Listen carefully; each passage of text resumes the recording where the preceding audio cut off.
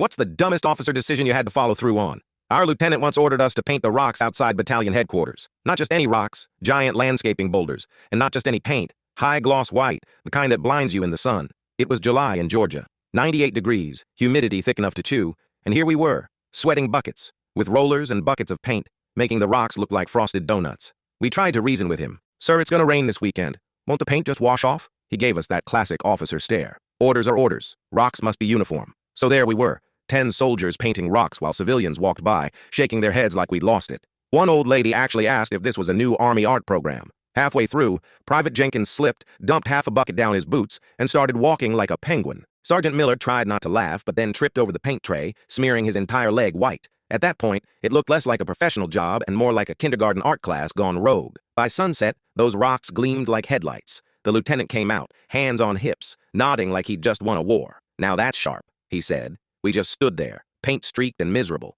trying not to laugh in his face. Sure enough, the storm rolled in that night. Torrential downpour. Next morning, every rock looked like a melted marshmallow. Paint streaks everywhere. Muddy runoff dripping into the parking lot like some failed abstract painting. Our lieutenant's solution? Repaint them. And yes, we did. Twice. By the third time, even he gave up, muttering something about, maybe nature doesn't like uniformity. What made it worse was how other units started clowning on us. Guys from Bravo Company drove by yelling, "Hey Picasso, missed a spot!" Supply clerks walked into HQ with sunglasses on, pretending to be blinded by the glare. Even the colonel cracked a smile when he stepped out of his car and nearly slipped on the muddy paint runoff. The rocks became legendary for all the wrong reasons. For weeks. Every time it rained, the paint streaks got uglier, and every time it dried, we had to touch them up again. It turned into a cycle of stupidity that ate up hours of manpower that could have been used for literally anything else. Looking back, it's hilarious, but at the time it felt like we were trapped in some kind of absurd rock painting punishment loop, serving under a man who thought victory came in coats of glossy white.